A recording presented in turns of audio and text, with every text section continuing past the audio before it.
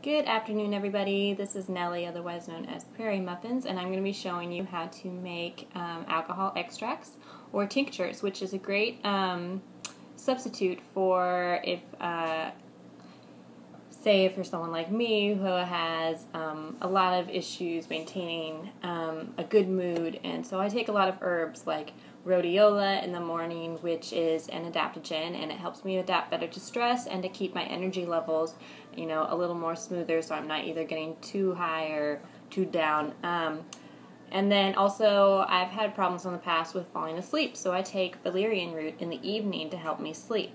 So I'm going to show you today how, instead of buying those at a natural store where they can be really expensive, because if you guys don't know Whole Foods, they know that they're the best, so they charge a lot for their medicinals, and if you're not somewhere like in Portland like me, then it can be just really hard in general to even find them at all. So what you want is you want to figure out what kind of tincture you're making. I'm going to show you, I have one that I've already made. This is a rhodiola extract. I labeled it when I put it in together. It was October 10th, so that was about exactly 3 weeks ago. I think 3 weeks and 1 day, which is basically the amount of time that you want to have your tincture sitting. So if you're wanting to have a tincture now, you would have wanted to think about it 3 weeks ago and done this 3 weeks ago. Okay, so that is one that we're already done, and that's what I'm going to show you the process later. And this is valerian root, which was the other one I'm talking about, which is a sedative, and so it helps you sleep. It gives you really, really intense dreams. I'm not saying they're bad dreams. Actually, they can kind of take care of bad dreams, but you're going to just sleep really, really well on this stuff. I usually don't even have to take the full dose. Half dose is good for me, and I'm out. I'm knocked out. But if I really, really want to just sleep in valerian root, I can take the full dose. So what you're going to want is a scale. This is a postage scale, and like a small bowl, okay?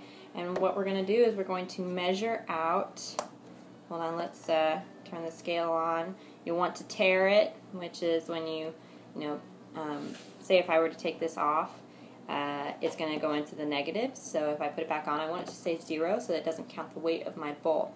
Okay, so I tared that. And when you're making extracts, you're going to do a 1:5 ratio, which with dried herbs. If it was fresh herbs, it'd be 1:2. So we're going to take, that means 1 part of the dried herb and 5 times the amount of alcohol. You're going to want to measure the herb in grams, and you're going to want to measure the liquid in milliliters. Okay, so 1 gram equals 1 milliliter. So let's measure this out. I'm going to do 30 grams, and we are definitely on ounces here, so let me change that. There we go. So I'm pouring this into my bowl. Generally, I would have to grind this up. I have a mortar and pestle here. I want to grind this up into more of a powder, but since this is a root, it's going to be really painstaking to try to grind it, so I made sure to buy it already chopped up in small pieces. But if you aren't that lucky and you have to buy the whole herb, then you can stick it in a coffee grinder.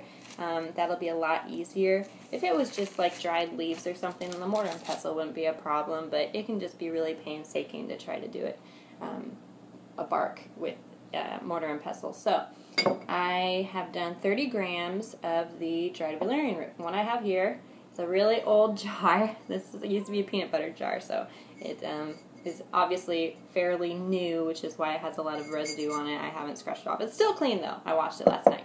So we got 30 grams of valerian root, and we want to put this in our bowl.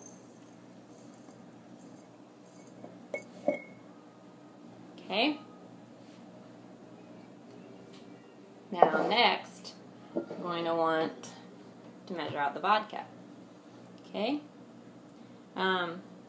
What I did this in last time was a ball jar, which actually has the measurements on the side of the jar. So that was really nice little luxury, but this was my last ball jar. I made a bunch of canned stuff the other day, so I used up all my good candy jars. So I'm going to have to do this by hand. Let's go back to, well, I guess we're going to have to measure in grams, because this doesn't measure in milliliters.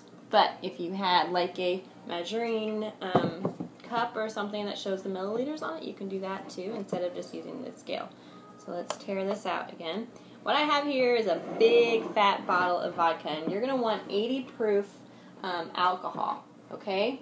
I bought this really big, obviously, in bulk. Everyone at Costco is giving me really weird looks, but Costco is a really great way to get it cheap if they sell it in your community at Costco. And they just started doing that here in Washington, so. Alright, so we want 5 times the amount, and since we had 30 grams, that times 5 is going to be 150. So I'm going to want 150 grams of this. I hate vodka. Blah, it stinks. Okay, so something cool to know, we have too much. Oh, I'm going to smell like liquor at the end of this. If you did not want to make an alcohol extract, another option would be vinegar. And it's not going to be as strong. Vinegar is not going to be quite as strong. Now we're a little less. Now I've got to pour a little bit in, just a tad. Alright, I'm not even going to... There we go. That's good. That's good. It's 152. Whatever.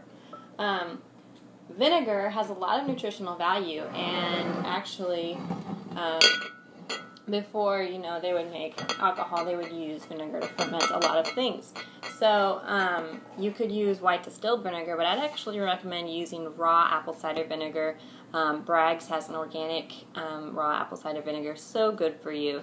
And you can do the same thing, and so actually that is really good to do for kids extracts, for instance, or if you just have, sensitivity to alcohol in your family, then it's a great option to have. In fact, I have this Cold Kicker blend. This is actually a tea blend, but it's an herbal tea. Okay, so it's made with echinacea, yarrow root, lots of really good stuff, and I like to give this to my daughter. But sometimes in the mornings when she's showing signs of a cold and I don't have time to make a tea, then I would like to have the option of making, putting like a tincture into just a cup of water and sending her to daycare with that. So you would do the same amount of vinegar to tea, and it won't be as strong, but to me that's okay because it's going to be for a child anyway, so I don't want it to be too strong. But say if you were doing this with rhodiola, then that probably means instead of taking 1 teaspoon of the rhodiola extract in the morning to get yourself going, then you would take probably more like a tablespoon or even just under 2 tablespoons of it instead, okay? So, which means you're going to want to make a larger quantity. So, we have 150 milliliters here, and we have 30 milliliters of valerian root. So I'm just going to pour this in.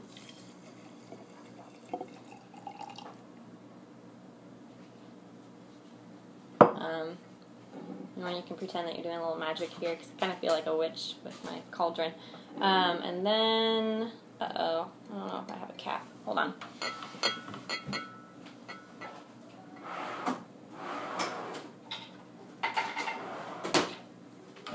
Okay. I always keep the lids to my jars, any of my commercial jars, because of things like this. It comes in handy. I don't like to throw jars away because I just don't trust my recycling to do as cool things with it as I can. So after you do that, you give it a good shake. You want to shake it once a day. You don't have to, but it just better assures that you're going to have a really good balanced blend. Okay, and then you want to take a little label and put it on there, because if you're like me, then you're going to just forget not only what is in here, but probably when you did it and how much you put in there. Did you do it with vinegar, vodka, whatever? And I had a pen. Now I need to go get a pen. Oh, there it is.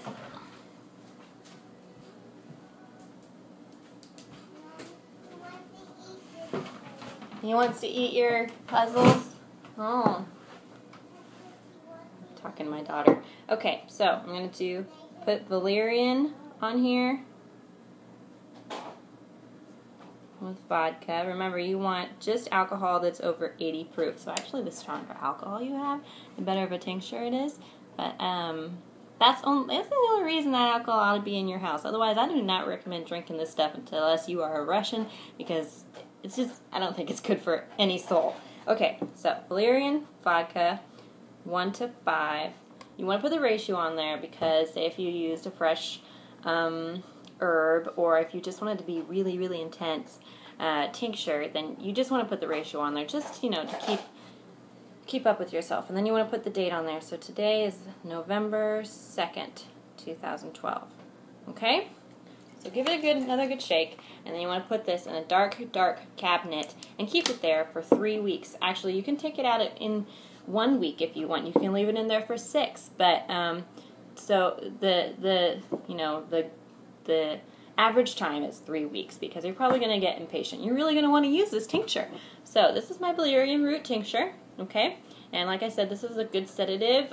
If you sleep on it, then it makes me a lot calmer during the day. So I've been prone to panic attacks and anxiety attacks, and sometimes really bad dramatic mood swings. And so valerian root kind of helps me keep that all more calm and level and smooth. Okay, so that's been in there for about 3 weeks time. You're going to take it out. It's going to have a really dark looking color to it, like this one here, okay? And that's a good sign. And remember to shake it up really good. And you want like a small strainer. You can also use like cheesecloth or some kind of clean cloth. But I bought this strainer the other day at the herb store, and I'm very happy to have it. So now we're going to set this over a jar. Actually, let's take the lid off first. What are you doing, Mom? Remember, we gotta be quiet right now, okay? Alright. Stinky, stinky, stinky. And then I'm gonna pour it over the jar. Okay? Rhodiola actually helps stimulate dopamine and serotonin. So, just a fun fact to know, that was from Dr. Oz. He's the one who I learned that from. And he actually recommends a lot of women taking this herb. So, like I said, it's an adaptogen, so it kind of levels you out as well as stimulates you. So it keeps you from getting that kind of, band to the couch energy level, if you know what I mean. If you're a mom, you probably know what I mean, where you just don't really want to get up or do anything because there's just so much to do and it's so overwhelming. So, I recommend letting this sit, but I'm probably not going to do that. But you can let this sit and let it drip for a while, but I'm not patient enough for that. I just want this little bit of tincture here. And here's my daughter. She's joining me. Right, Ari? Yeah. Okay. So I'm going to take 1 teaspoon of this every morning, and that is how you make a tincture, my friends. And remember, if you don't want it to be alcoholic, you can use vinegar, and I recommend using some organic apple cider vinegar. You can get vinegar and alcohol like this in bulk, really cheap at Costco, or to buy it organic, I recommend finding a local merchant. Maybe if you have any local apple orchards, they might be able to give you access to some really good apple cider vinegar. So, okay, that's all. Thanks for watching, and remember you can subscribe to my blog at prairiemuffins.wordpress.com, or you can find me on Twitter at twitter.com/prairiemuffins, or you can just talk to me on here on YouTube, okay? All right, thanks for joining us. Say bye, Ari.